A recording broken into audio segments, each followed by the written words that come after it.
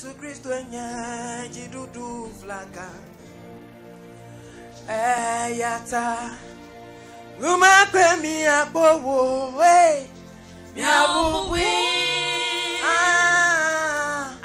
Abia tu kowo. Hallelujah.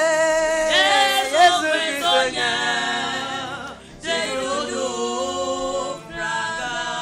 Yesu Kristo nyaji Chidudu flaga. Hey yata, uma kwemi akwowo, emawe nyabuwi. Hallelujah. DJ rap mauna yira. Yafi mi kanya ya. Yesu Kristo nya. Mauna yira pa. Nyabuwi. Abietu kowo. Makabale hakabalaba. Yawo ya miabubwi. Abiatu.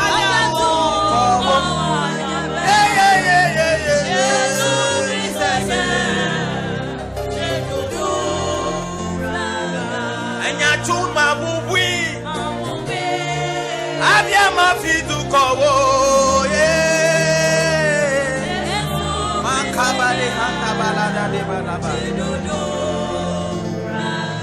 Tiada lanya jito. Tiada lanya jito. Yamawe dosyo. Yamawe tiada. Makabale hakabalada. Tiada lanya jito. Yamawe tiada lanya jito. La la la dosyo.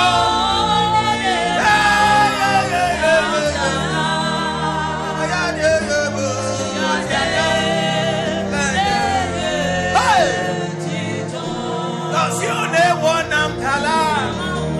Yamawe Mila twa yimye mina.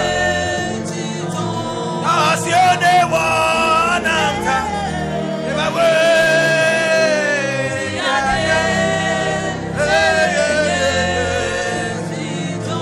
Asione wanamkala. Tiada. Makabale. Tiada lenya jito. Yamawe tiada lanya jito. La la kosio. Kasiane wanamuka. Mamawe. Rakabalo sekatabaya baba. Kasiane wanamtada. Tiada.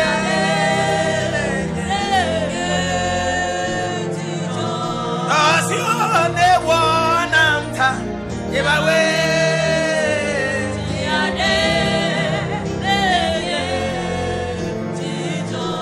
Asione wanamta la la la la la la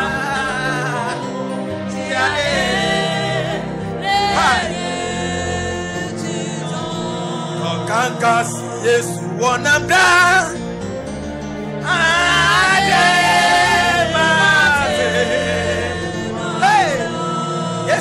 never could have been. No cankas, yes, one of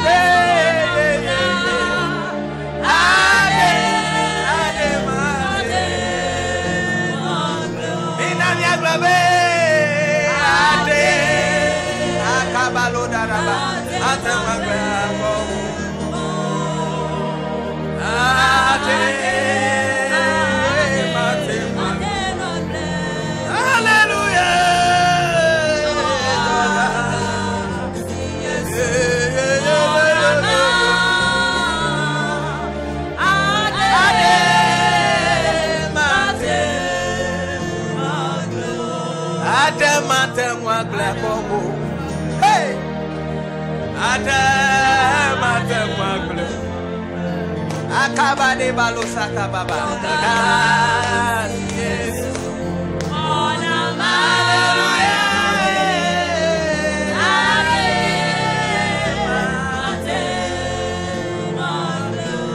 Ademate mwa oh yes. Ademate mwa wa de bobo.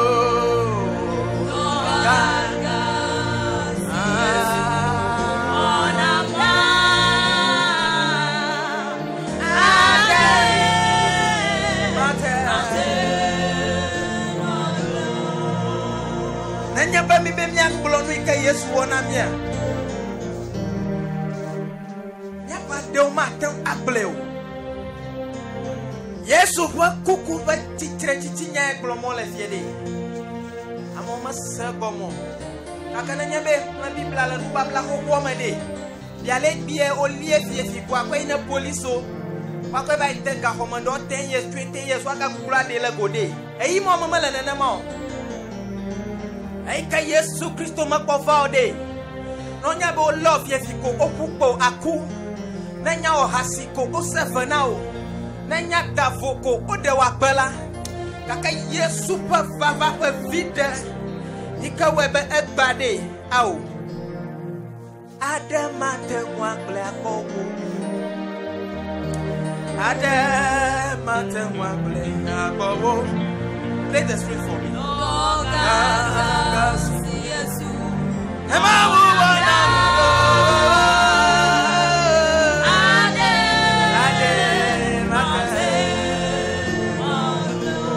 Ganga si Yesu wanami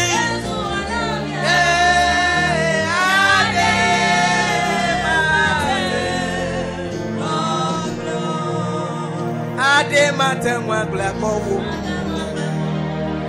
Ade mate mwagle akowo Ganga si Yesu la la la la la la.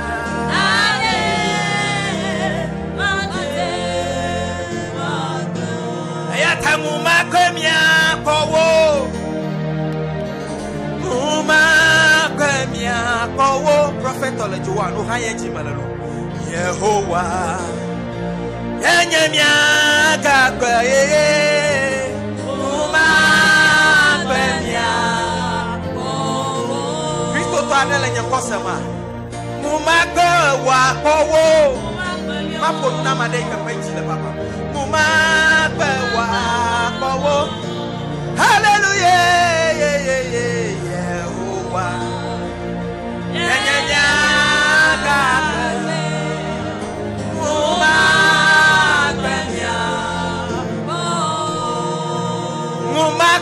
wa kowo e wa ma dele o le pe pliflo dodo ti now wa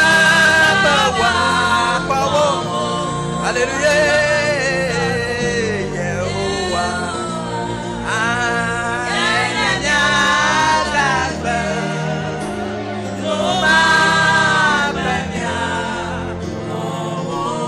Yehovah Yehovah yenyemia kakpe Kakalipatia yenye jidula nami Yehovah yenye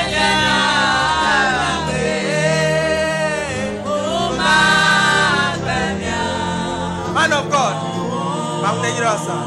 Yehovah yenye miakakpe Kakalipatia yenye jidula namlo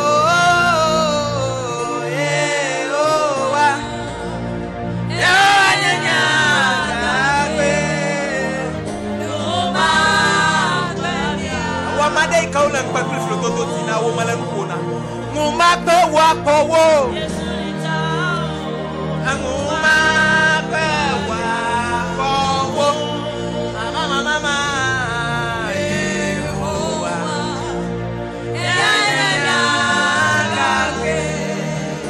nguma pe calm down amadele ma woman papa le bo ye kula ha mala lo yo mo po ma ya ikufio Maintenant, non, chamon léo. Woko, no, ko, la, wombe, no, pone. Un peuple flodo do mantia miele nade.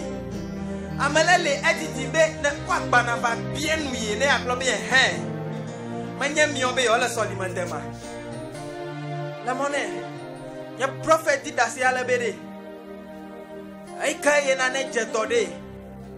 Ay mama yo manya Kristo de le be yo akpla ko ibokogbo.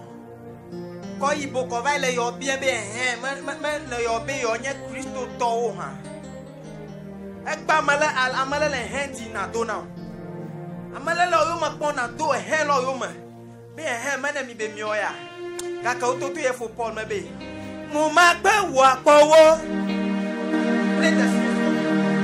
Mo ma gbe wo apowo. Ah Yehowa.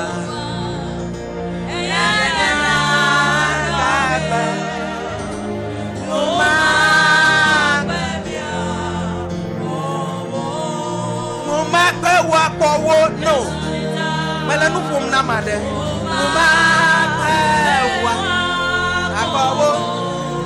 Hallelujah.